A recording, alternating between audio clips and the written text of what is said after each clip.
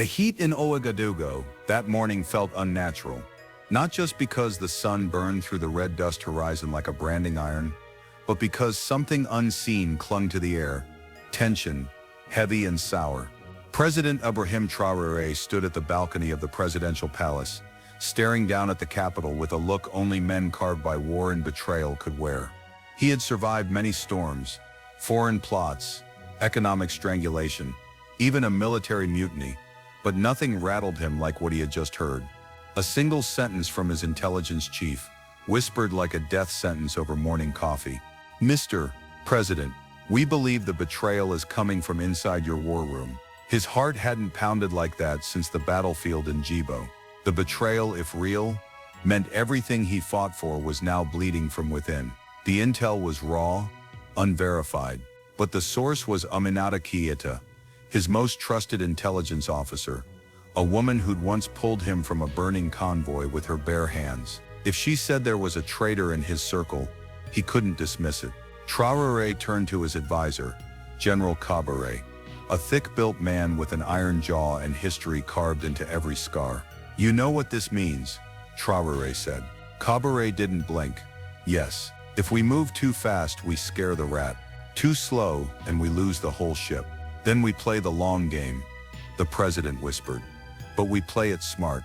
He would root out the betrayal, not with brute force, but with strategy. He was done fighting in the open. This war would be of shadows. 2 days later, Traoré summoned a late-night meeting in the palace bunker. Only 6 people were invited. His national security team, each one a pillar of the new Burkina Faso. As the heavy vault door closed behind them, Keita slipped into the observation chamber behind a one-way mirror. She watched each face, studying, measuring. The traitor was in this room. She could feel it in her bones. Traoré, calm as a general before a charge, paced slowly in front of them. Lately, he began, "I've had the feeling that someone among us is not just failing this nation, but sabotaging it." No one moved. "I won't accuse," he continued, "but I will test your loyalty. In 2 days, we are to move a critical shipment of arms to Fata and Gorma. I will hand each of you different coordinates. Only one is real."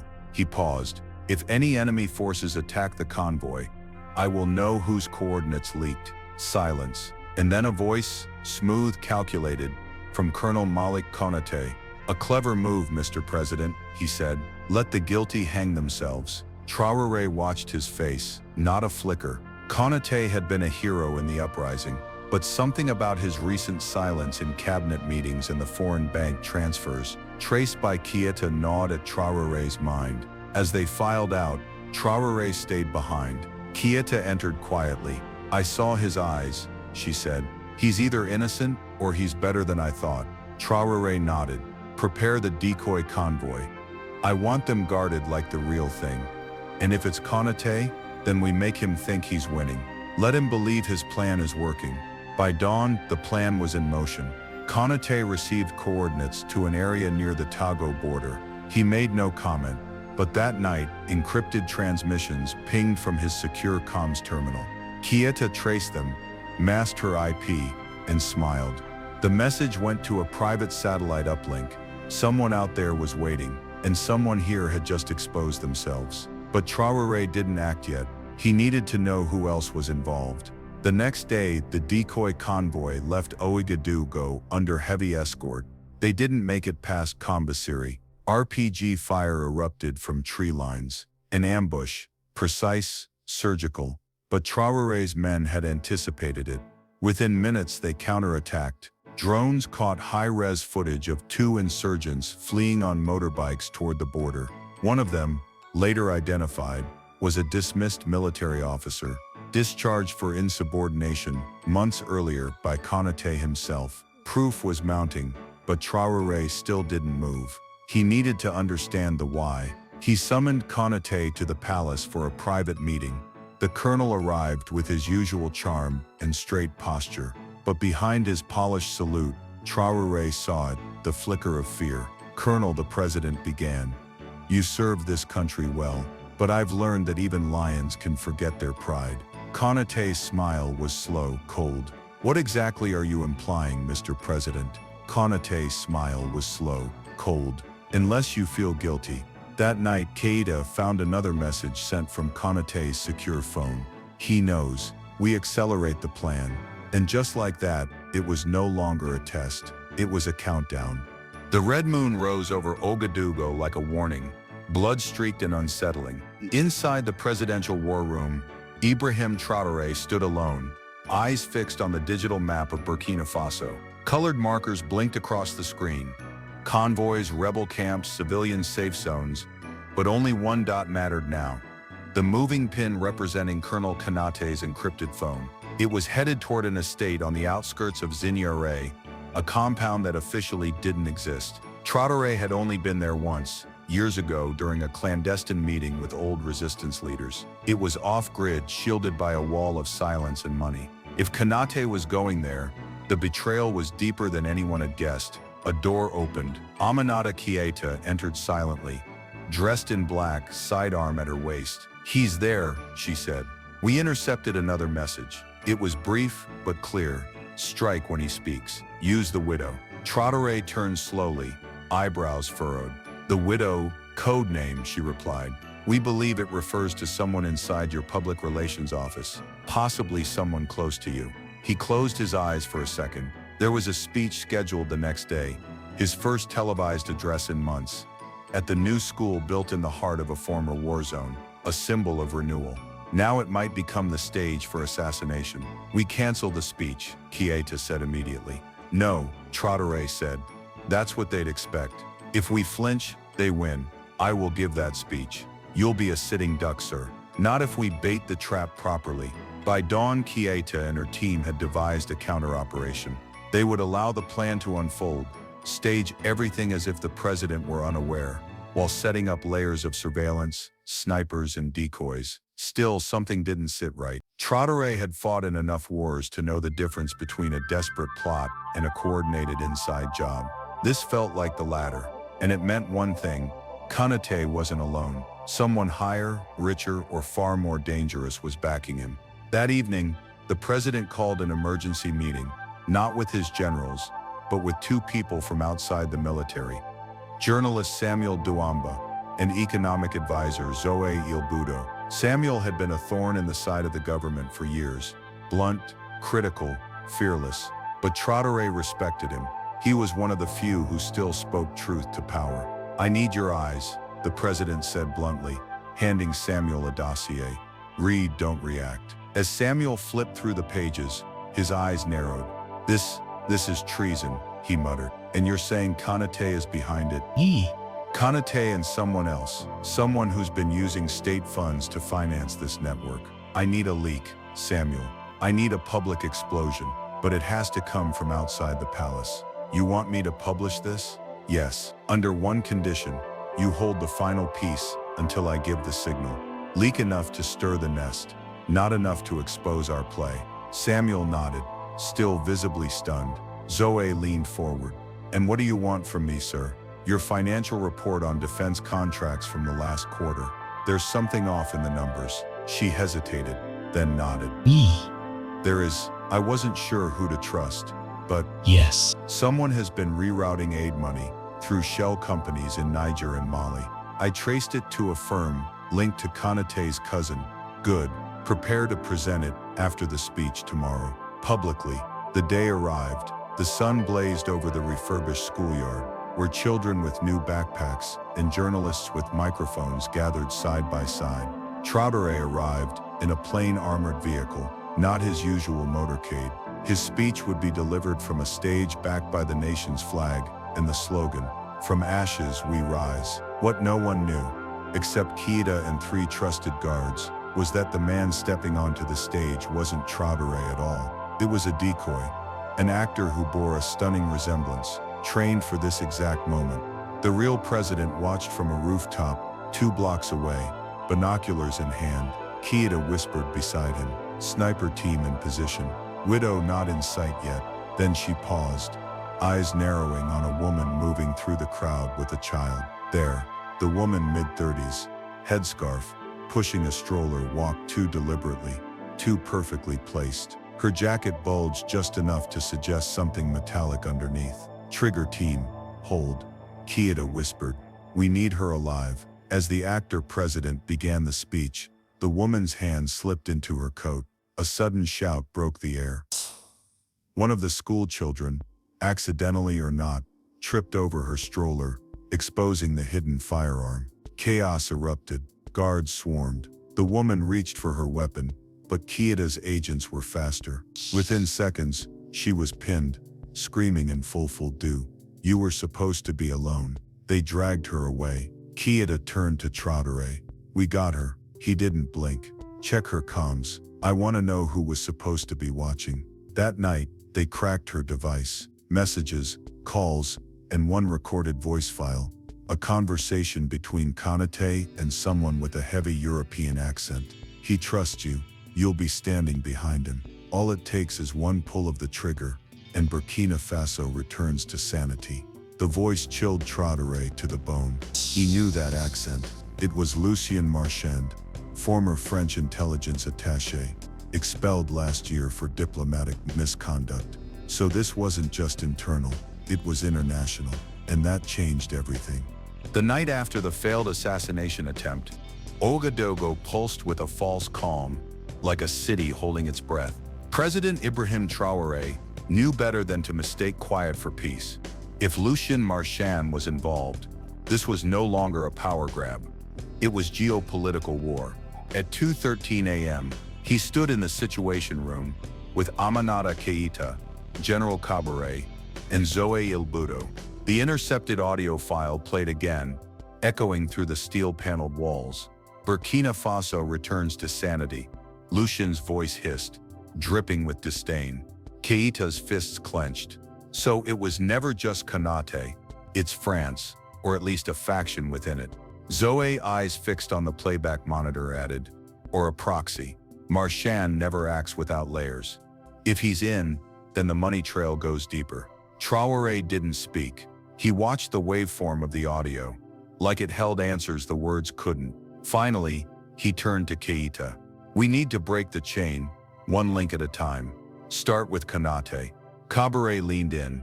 "He's moving tonight.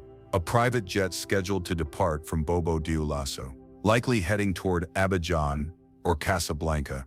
"Have we confirmed?" Traoré asked. "Almost. But we can't intercept him without risking diplomatic fallout." The president's jaw tightened. "Then we don't intercept. We invite." At dawn, Konate was summoned back to the palace. His convoy was met with full military honors, smoke and mirrors to disarm his suspicion. When he entered the chamber, Traoré stood waiting alone. Ibrahim," Konate said, smiling. "To what do I owe this early pleasure?"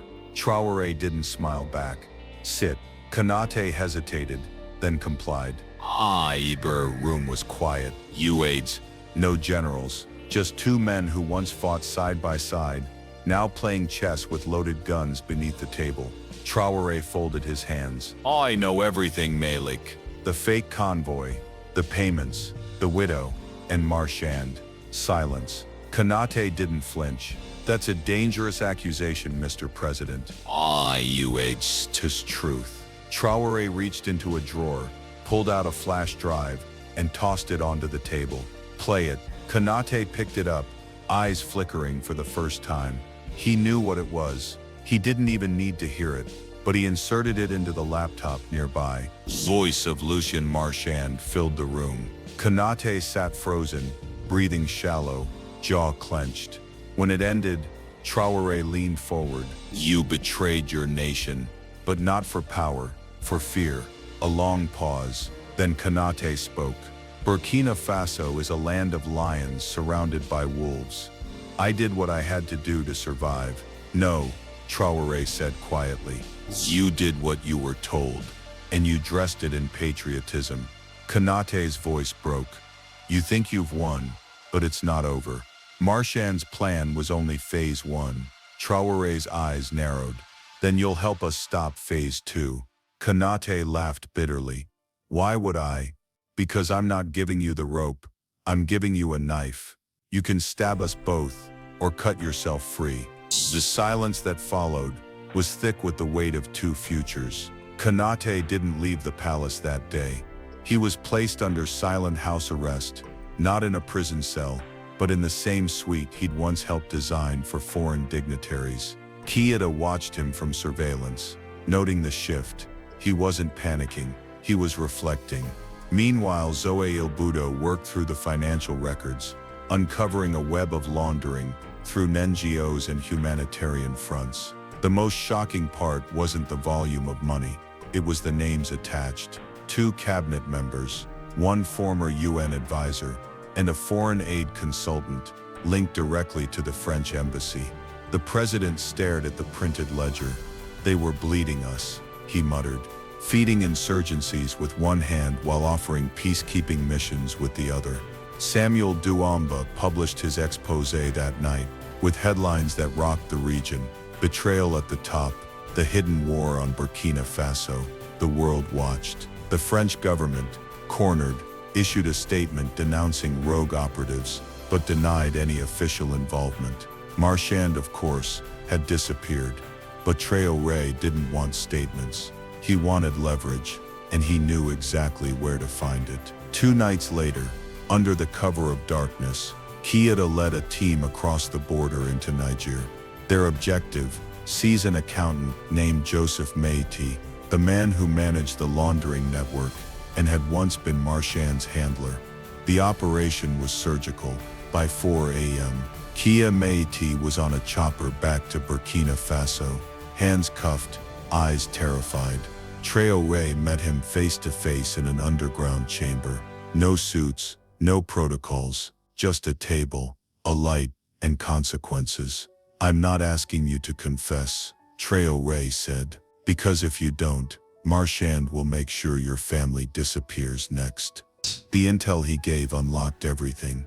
Communications between Marchand and a network of rebel leaders, plans to sabotage upcoming elections, and a secondary hit list. Journalists, village leaders, and even Keita herself. Traoré looked over the list and said quietly, "They were building an invisible guillotine." He turned to Keita. "We're going to cut the rope before it falls." But there was one name missing from Meiti's files. One person who had been referenced only by code name, Mamba. The files hinted that Mamba was not just a spy, but the actual architect of the betrayal, possibly even higher than Marchand. "Who is Mamba?" Keita asked. Meiti shook his head. "I never saw his face, but he spoke Mossy, with a southern accent." Traoré's face hardened. "That narrows it," Kia Bore whispered. "If Mamba is real, he could be anyone in the inner circle." Traoré didn't hesitate. "Then we flushed the circle." The final act was approaching, and the deadliest enemy was still within the palace.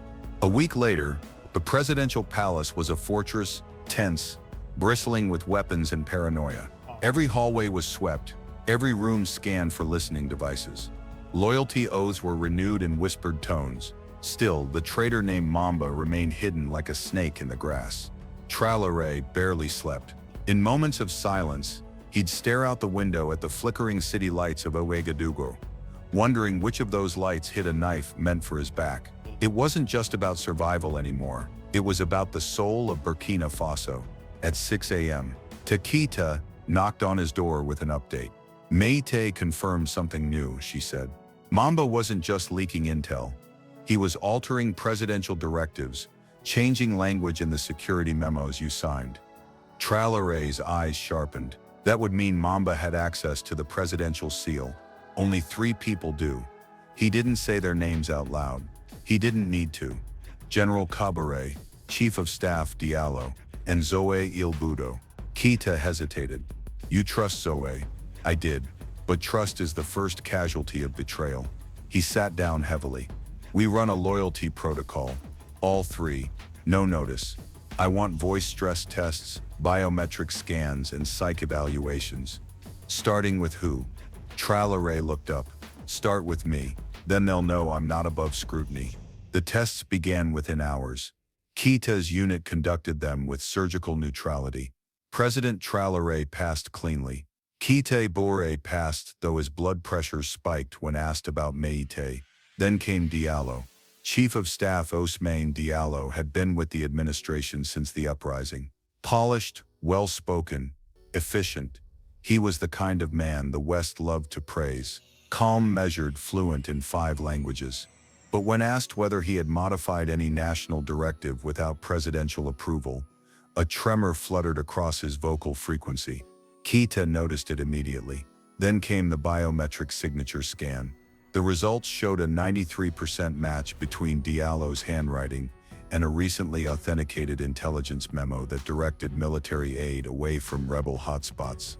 She brought the report to Traore. He stared at it in silence. "He's Mamba," Keita said.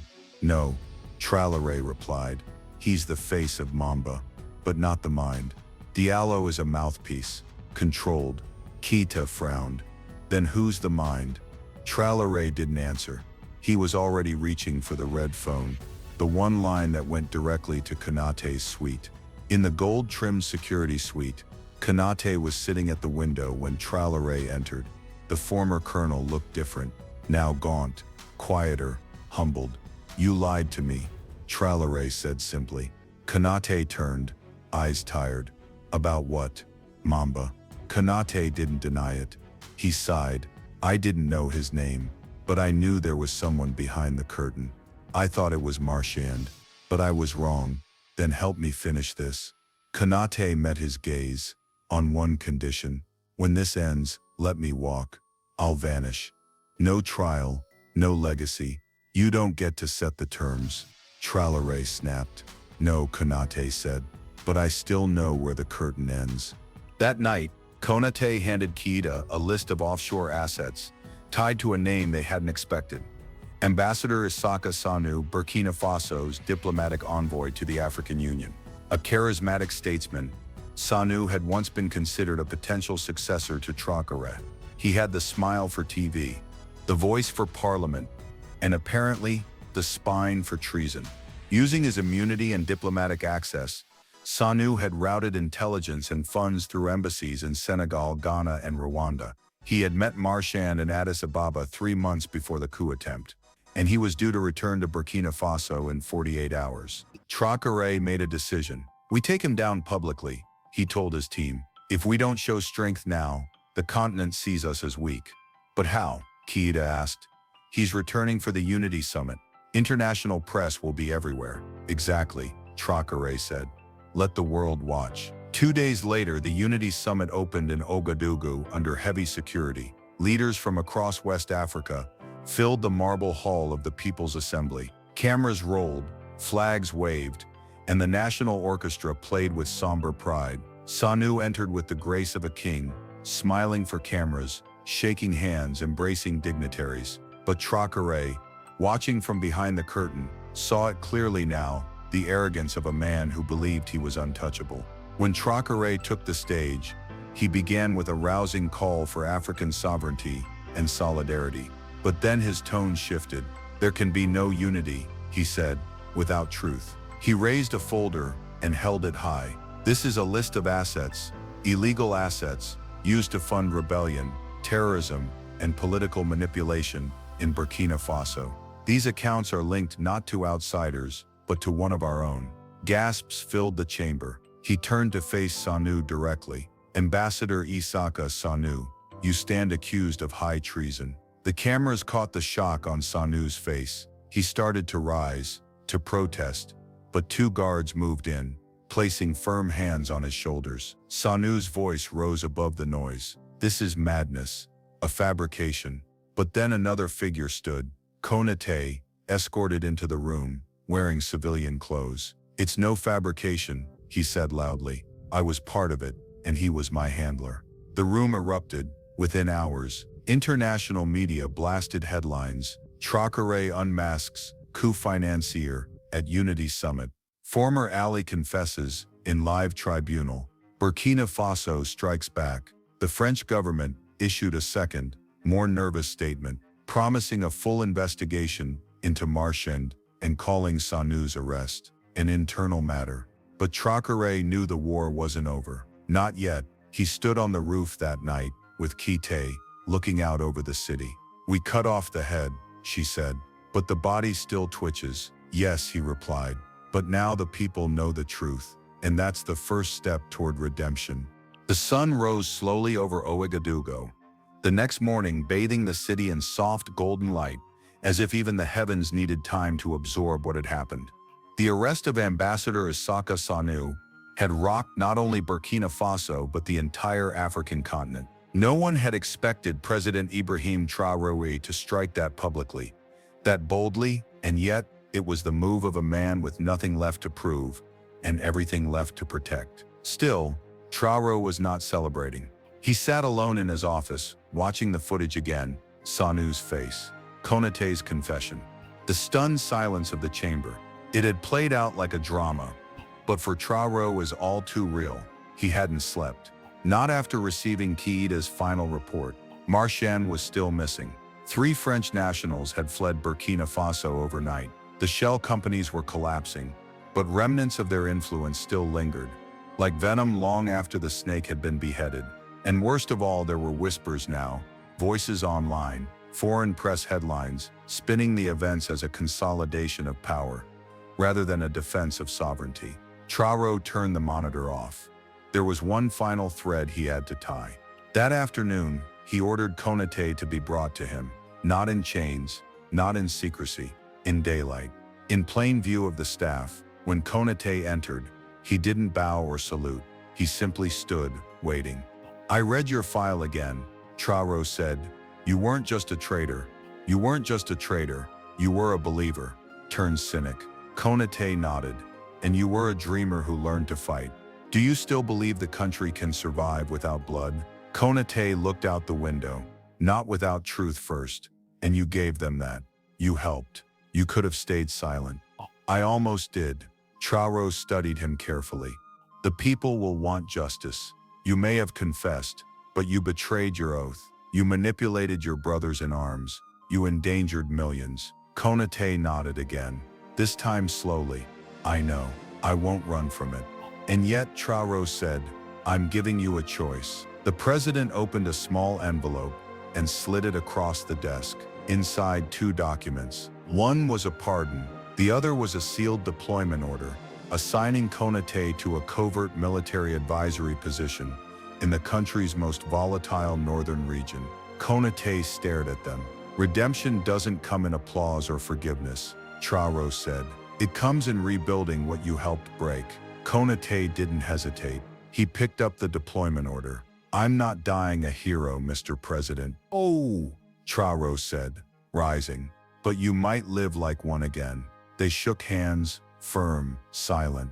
There was no joy in the gesture, but there was something else. Finality. 3 days later, Zoé Ilboudo stood beside Traoré as they walked the grounds of the newly reopened school, the same one that had almost become a stage for his assassination. Now children played freely. A new mural covered the back wall, painted by local artists. It read in bold letters, "Truth is the shield of the nation." Zoé handed him a small report. "It's done," she said. "Every account frozen, every complicit advisor removed. We've bled, but we're healing." He looked around at the children, the staff, the sunlight. "It's strange," he said, "how betrayal can sharpen your vision. It can also make you cold." "I hope not," he replied. "I want to stay human, even if the world isn't." Zoé paused.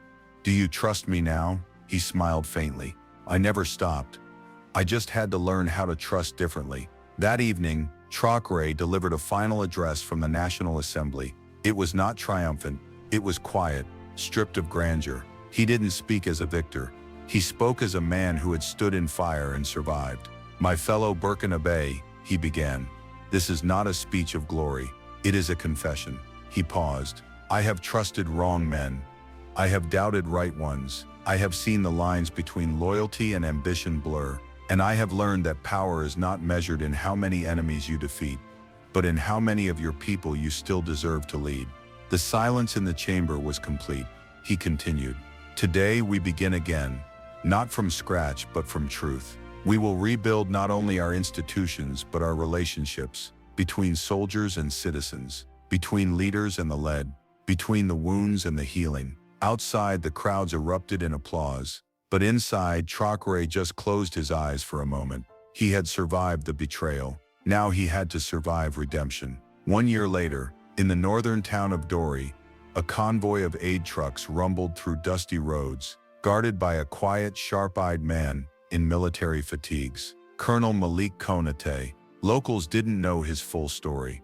They only knew that he arrived after the worst had passed, rebuilt their defenses, and never once asked for thanks. Some said he never smiled. Others said he talked to the children in the evenings, teaching them war stories, not to glorify violence, but to explain the cost of silence. One little girl asked him once, "Why do you protect us?" He replied, "Because I failed to protect others." And in Ouagadougou, President Ibrahim Traoré walked the streets without a motorcade. No bulletproof glass, just him, his boots, and his people. A man stopped him at a market.